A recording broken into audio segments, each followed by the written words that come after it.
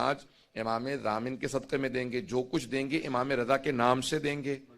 جو امام ضامن جن کا لقب صرف انہی کو امام ضامن کہا جاتا ہے. آپ امام ضامن جو مانتے ہیں وہ امام رضا علیہ السلام سے منسوب ہے، کیونکہ ضامن آہو ہیں. اب تفصیل کا وقت نہیں ہے مجھے انشاءاللہ مولا کے کچھ ایسے فضائل پیش کرنے، ایک مناظرہ پیش کرنا، تو میں تفصیل میں جاؤں گا. لیکن آج امام کے نام پہ جو کچھ دیں گے انشاءاللہ تعالی وہ امام آپ کو اس سے کئی گنا زیادہ پلٹا کے واپس کریں گے. ائمہ علیہ السلام کسی کا ادھار نہیں رکھتے، جو آپ ان کے نام پہ خرچ کر دیتے ہیں وہ آپ کو پلٹا دیتے ہیں، کئی گنا ہو کے واپس آتا ہے. تو آج میں کہوں گا کہ انتظامیہ والے جلدی سے اعلان کریں. بہت مختصر تھا، میں سمجھ رہا تھا آپ لوگ چادر وغیرہ چلائیں گے اور سب کچھ ہوگا، تو اتنا اعلان میں بھی کر دیتا. میں دوبارہ تاکیداً کہہ دوں گا کہ انشاءاللہ ایک ایسے امام کہ جن کی سخاوت کے لیے اتنا جملہ کافی ہے، جس کو زیارت میں غریب الغربا کہا گیا تھا، آج وہ امیر الامراء ہے. تو وہ امام علیہ السلام سلطان العرب والعجم ہے. صرف یہ ایک امام علیہ السلام کا لقب ہے کہ سلطان العرب والعجم. امام علیہ السلام جتنا ان کے نام پہ آپ خرچ کریں گے انشاءاللہ تعالیٰ آپ دیکھیے گا کہ اسی سال کے اندر اس کی برکت ہوتی ہے. جتنا امام کے نام سے آپ خرچ کریں گے انشاءاللہ مل جائے گا. صلوات پر محمد و آل محمد.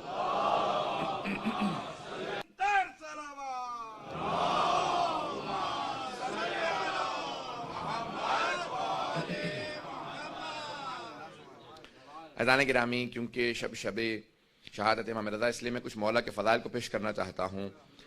امام علیہ السلام کی بے انتہا مناقب و فضائل ہیں، لیکن واحد امام ہیں جن کو رضا کہا جاتا ہے، امام علی بن موسیٰ الرضا علیہ السلام. رضا یعنی جس کی خوشنودی خدا کی خوشنودی ہو اور وہ خدا کی ہر مرضی پہ راضی ہو.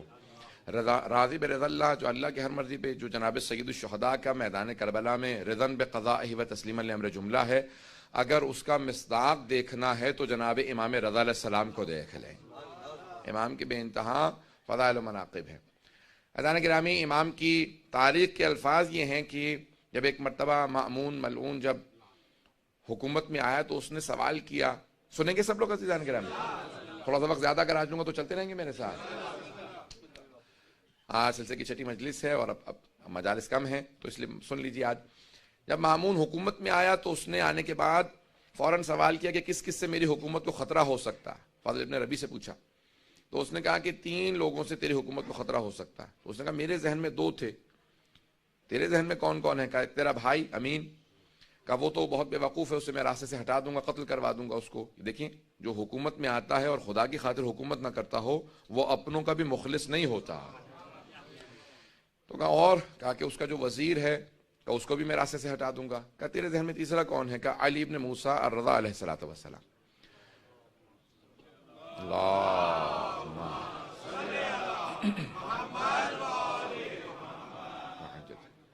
یہ کون ہے؟ ان کا میں نے نام پہلے نہیں سنا ہے. عزیزان گرامی، ائمہ کی ایک مظلومیت یہ ہے کہ ان کے زمانے میں افراد تھے اور انہیں نہیں جانتے تھے. آج سب جانتے ہیں لیکن ان کے زمانے میں ائمہ کی مظلومیت یہ ہے کہ ان کو بالکل کارنر کر دیا گیا، ان کو بالکل اس طرح سے دور کر دیا گیا معاشرے سے کہ کوئی ان کے قریب نہ جائے. کہا یہ جو حکومت تمہارے پاس ہے تمہارے اجداد نے ان کے نام پہ حاصل کی تھی، ان کے نام پہ لوگوں کو دھوکہ دیا کہ ہم بھی آل رسول ہیں، کیونکہ رسول خدا کے چچا کے بیٹے تھے بنی عباس. عباس حضرت عباس کی نسل سے تھے، یعنی حضرت عباس چچا اموی رسول خدا، نہ حضرت عباس ابن علی ابن ابی طالب، حضرت علیہ السلام کے فرزند نہیں بلکہ جناب امیر کے چچا عباس. تو کہا ان کی نسل سے ہو، تمہارے اجداد نے ان کے نام پہ کہہ کے دھوکہ دے کے حکومت حاصل کی اور اس کے بعد پھر ان کو زندانوں میں رکھا تاکہ لوگ پہچان نہ لیں کون حقدار ہے. تو اس نے کہا کہ اچھا تو یہ کیسے ہیں، دیکھنے میں کیسے ہیں، بولنے میں کیسے؟ سن رہے سب لوگ؟ کہا دیکھنے میں کیسے ہیں، بولنے میں کیسے ہیں، جب گفتگو کرتے ہیں علم کیسا ہے؟ کہا کہ جو ایک مرتبہ انہیں دیکھ لے وہ انہی کا ہو جاتا. علم ایسا ہے جب کلام کرتے ہیں ہر انسان انہیں سننا چاہتا ہے. علم لدنی کے مالک ہیں، کلام ایسے کرتے ہیں کہ ہر انسان مجذوب ہو جاتا ہے. کشش بہت زیادہ ہے اور ان کے یہ اپنے عصمت کے قائل ہیں، معصوم ہیں، اس لیے ہر طرح کی لغزشوں سے پاک ہیں، ہر طرح کی آلائشوں سے پاک ہیں. توجہ کیجئے گا، وہ اپنا عقیدہ پیش نہیں کر رہا تھا، وہ ائمہ کا عقیدہ بتا رہا تھا. کہ یہ کہتے ہیں کہ معصوم ہے اس لیے لغزشوں سے بہت پاک ہیں. کہ جو ایک مرتبہ ان سے مل لیتا ہے وہ ان کا ضرور گرویدہ ہو جاتا ہے، وہ ان کا مرید ہو جاتا ہے. کہ اور شخصیت کیسی ہے؟ کہ شخصیت بہت وجیح ہے، چہرے پہ جلال ہے، ہیبت ہے، بہت خوبصورت ہے. کہ ایک مرتبہ تو دیکھے گا تو بھی معتقد ہو جائے گا کہ ہاں یہ واقعاً زمین کا نہیں آسمان سے نازل ہوا. عام ہستی نہیں ہے، تو دیکھے گا تجھے خود اندازہ ہو جائے گا. اور لوگ اگر ان سے ملتے ہیں قریب ہیں کہ لوگوں کو ہم نے دور کر رکھا ہے، لیکن جتنا لوگ ان سے ملتے ہیں ان سے قریب ہوتے چلے جاتے ہیں. کہ کہاں رہتے ہیں؟ کہ مدینہ منورہ میں رہتے ہیں، اپنے جد رسول خدا کے روضے کے قریب رہتے ہیں. کہ ان کا وہاں رہنا ہمارے لیے نقصان دہ ہے، کیونکہ جو حج پہ جائے گا مدینہ جائے گا، جو ملے گا وہ ان کا ہو جائے گا. کہ ان کو کسی طرح سے خراسان لے آؤ. اس وقت مشہد میں نہیں تھا، مشہد امام کی وجہ سے نام رکھا گیا، توس اس کا نام تھا، قریب میں مرو میں جہاں پہ اس کی حکومت کا دارالخلافہ تھا. کہا وہاں پہ ان کو منتقل کیا جائے. کہا جاؤ جا کے ان کو وہاں سے دعوت دو اور ان کو خراسان منتقل کر دو.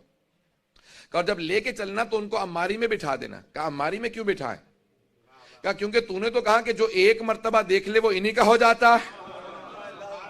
تو ان کو چھپا کے سفر کروانا تاکہ کوئی دیکھ نہ لے، اور شیعہ علاقوں سے مت لانا، کہیں ایسا نہ ہو انقلاب برپا ہو جائے، لوگ ہمارے خلاف بغاوت کرتے ہیں، ان کی وجہ سے ہمارے خلاف کھڑے ہو جائیں. کہ ان کو کافر علاقوں سے لانا یا ان علاقوں سے لانا جہاں پہ اہل بیت کے ماننے والے نہیں ہیں. توجہ تو ہے. جب سفر شروع ہو گیا، یہاں سے گئے، امام سے کہا کہ آپ خراسان میں آپ کو طلب کر لیا گیا. امام نے اپنے سارے بہن بھائیوں کو جمع کیا، بنی ہاشم کو جمع کیا، سادات کو جمع کیا، اور کہا دیکھو جس طرح سے جناب امیر جب گئے تھے نا مدینے سے تو جانتے تھے میں پھر واپس کوفے سے نہیں آؤں گا، جس طرح سید الشہداء گئے تھے جانتے تھے، اس طرح سے میں بتا رہا ہوں کہ میں واپس نہیں آؤں گا، یہ میرا آخری سفر ہے اور اسی کے اندر میری شہادت ہو جائے گی سفر میں. اور امام نے سب کو جمع کیا، کچھ وصیتیں کی اور چلے. جب سفر میں جانے لگے تو سب بہن بھائی بہت امام کے، خصوصاً حضرت معصومہ جو بہت زیادہ محبت کرتی تھی، بھائی سے ملی، سب بہنیں بھائی رونے لگے. امام نے کہا نہیں آپ لوگ یہیں پہ رہیں اور بعد میں آپ لوگوں کے لیے ایک سفر ہوگا، میں جانتا ہوں. اور امام سفر کے لیے چلے گئے. عماری میں بٹھایا گیا، امام کو لے جایا گیا، سفر شروع ہو گیا. جب سفر شروع ہو گیا تو مختلف علاقوں سے گزر رہے تھے. جو افراد ساتھ چل رہے تھے وہ مامون کے مامور تھے، مامورین تھے، جن کو امر دیا گیا تھا، حکومت کے کارندے تھے، حکومت کے کارندے تھے. لیکن سفر میں امام رضا کے تھے. جو ہم سفر رہتا ہے کسی معصوم کا تو وہ معصوم ہی کا ہو جاتا. اب سارے مامور تھے حکومت کے، لیکن جب امام کے ساتھ چلنے لگے، کسی نے امام کی عبادت کو دیکھا، کسی نے زہد کو دیکھا، کسی نے عبادت کو دیکھنے کے بعد کہا امام کا چہرہ بتا رہا ہے یہ معصوم ہے. اب اکثر مامون کے کارندے امام کے ساتھ چلنے کی وجہ سے امام کے ہوتے چلے جا رہے تھے. جو نہیں بھی مانتے تھے وہ دل میں ماننے لگے تھے. اب کئی افراد سے کہا کہ نہیں ظاہری طور پہ کسی کو نہیں بتاؤں گا کہ میں ان کا ماننے والا ہوں، لیکن اب دل میں امام کو بعض بار دیکھتے تھے مسکراتے کا. اب مولا بھی جانتے تھے امام کہا اسے جاتا ہے جو دلوں کے بھید جانتا ہو. اب امام کے ساتھ جو حجت خدا ہو وہ جانتا ہے دل میں کیا. امام سفر میں ہے، مختلف سفر کے احاطوں کے اندر امام کو ایک مرتبہ نیشاپور کے اندر جب پہنچے، نیشاپور اس وقت مرکز تھا علم کا، بہت بڑے بڑے علماء شیعہ سنی وہیں نیشاپور سے گزرے ہیں. سب کے ذہنوں میں واقع ہے، مجھے صرف اشارہ کرنا ایک نتیجہ دینے کے لیے. اس مقام پہ 16,000 یا 18,000 محدثین جمع ہو گئے، اور سب کے سب ایک بات سوچ رہے تھے کہ عرب کا بہترین خاندان بنی ہاشم ہے، اور ایران کا جو بہترین خاندان تھا شاہی خاندان، اس کی بیوی جناب شہربانو بنی ہاشم کے بہترین حسین سے بیاہی گئی. آنے والا عرب و عجم کا بہترین فرد ہے. تو اب بہت سے لوگ محبت میں ملنے آئے تھے، بہت سے تعصب میں ملنے آئے تھے، بہت سے نیشنلزم کی وجہ سے مل رہے تھے. اگر توجہ ہو کہ خون بہترین خون ہے، بہت سے عقیدت کی وجہ سے ہر آدمی آ رہا تھا. کوئی شیعہ تھا جو نہیں بھی تھا، کہ یہ فرزند رسول ہیں، ان سے ایک حدیث سننا چاہیں گے. جب سارے محدثین جمع ہو گئے تو احمد بن حنبل نے اپنی مسند میں لکھا کہ جب سب محدثین جمع ہو گئے تو سب نے درخواست کی امام رضا سے کہ ایک حدیث اپنے جد رسول خدا سے بیان کر دیں. اب امام نے حدیث کو بیان کرنا شروع کیا. احمد بن حنبل اہل سنت کے 4 اماموں میں سے ایک امام ہیں. وہ کہتے ہیں کہ امام نے ایک حدیث کی سند کو بیان کیا. حدیث کی سند کو وہ سند ہے جسے سلسلۃ الذہب کہا جاتا ہے، گولڈن چین آف نریشن، جس میں تمام کے تمام افراد کہاں معصوم ہیں.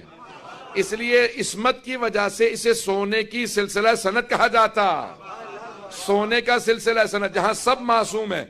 امام احمد بن حنبل کہتے ہیں، اہل سنت کے امام، وہ کہتے ہیں کہ اس حدیث کے الفاظ کو نہیں، صرف اس کی سند کو اگر دیوانے پہ پڑھ دو گے تو اسے افاقہ ہو جائے گا.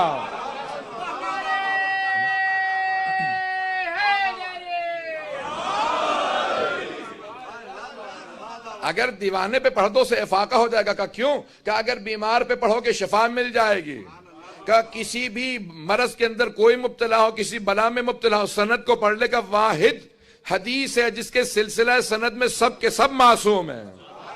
امام نے کہا میں اپنے والد گرامی موسیٰ کاظم سے بیان کرتا ہوں، وہ میرے دادا جعفر صادق سے بیان کرتے ہیں، وہ اپنے والد محمد باقر سے بیان کرتے ہیں، وہ اپنے والد زین العابدین سے بیان کرتے ہیں، وہ اپنے والد حسین ابن علی سے بیان کرتے ہیں، وہ اپنے والد علی ابن ابی طالب سے بیان کرتے ہیں، وہ رسول خدا سے، وہ جبرائیل سے کہ خدا نے کہا۔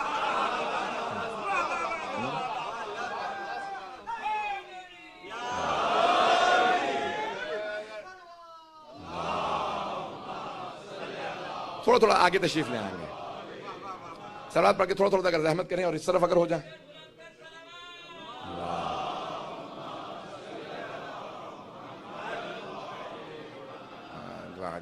پھر بھی بآواز بلند صلوات۔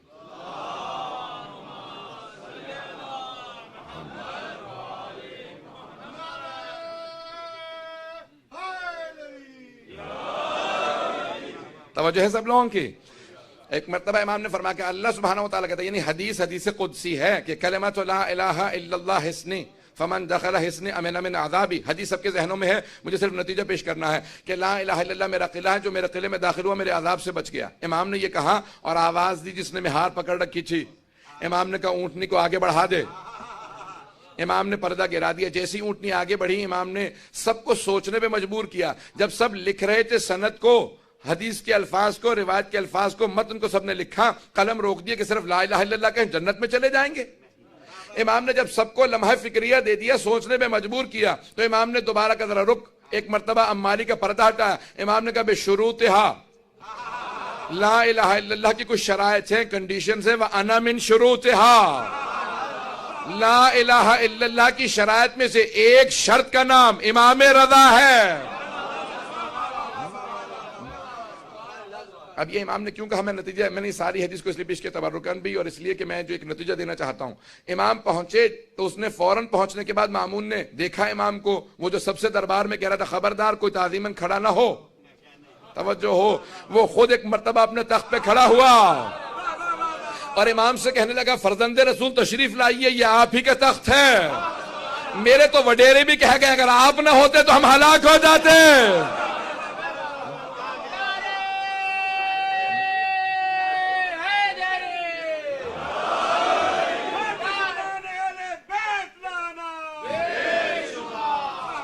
ایک مرتبہ اس نے امام کو دعوت دی، امام نے کہا تیرے تخت سے مجھے ظلم کی بو آتی ہے، میں تیرے تخت پہ نہیں بیٹھوں گا، میرے لیے ممبر لگوا دے۔ ایک مرتبہ ممبر لگایا گیا، وہ خود تعظیماً کھڑا ہوا، سارا دربار کھڑا ہو گیا۔ امام سے کہا کہ آپ کو میں اپنا ولی عہد بنانا چاہتا ہوں، کراؤن پرنس بنانا چاہتا ہوں۔ امام نے کہا کیسی ولی عہدی؟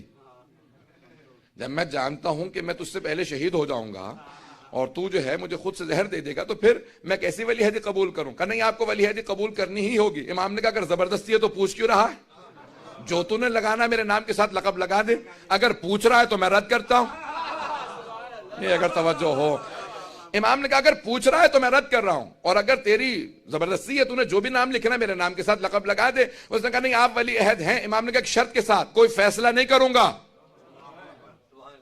بات میں نہیں پہنچا پایا، کوئی فیصلہ نہیں کروں گا، آپ سب میرے پاس آئیں کہ آپ ہمارے جج بن جائیں، قاضی بن جائیں، میں کہوں ٹھیک ہے لیکن کوئی فیصلہ نہیں کروں گا۔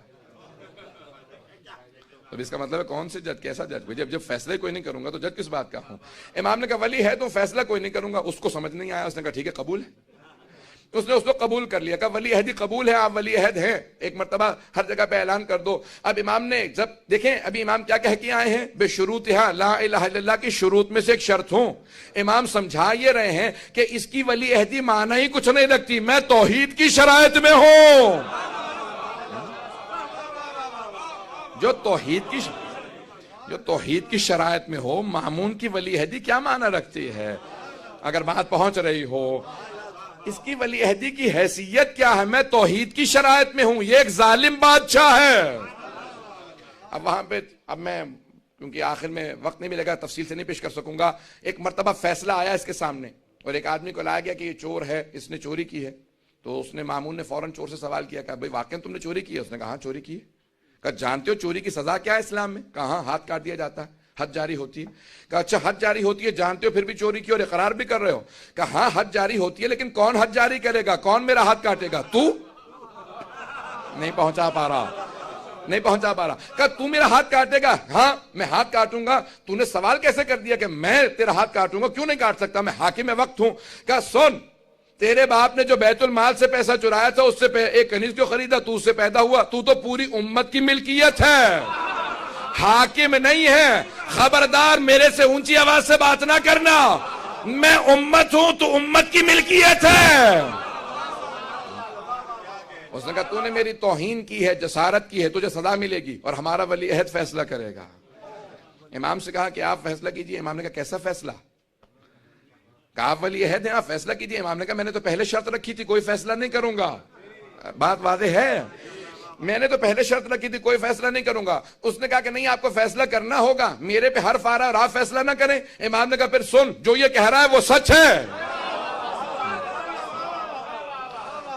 جو بیت المال سے چرا لیا جاتا ہے وہ بیت المال ہی کا رہتا ہے. جناب امیر نے یہی کہا تھا نا اپنے پہلے خطبے میں کہ اگر تم میں سے کسی کے باپ نے بیت المال سے پیسے چرا کے ماں کا مہر بھی دیا ہو تو میں واپس لے لوں گا. بیت المال سے چرا لیا جائے تو یہ نہیں ہوتا کہ بیت المال کی ملکیت نہیں رہتی. عزیزان گرامی، ائمہ علیہ السلام کا معیار بہت بلند ہے، تو ان کے شیعوں کا معیار اسی طرح سے بلند ہونا چاہیے.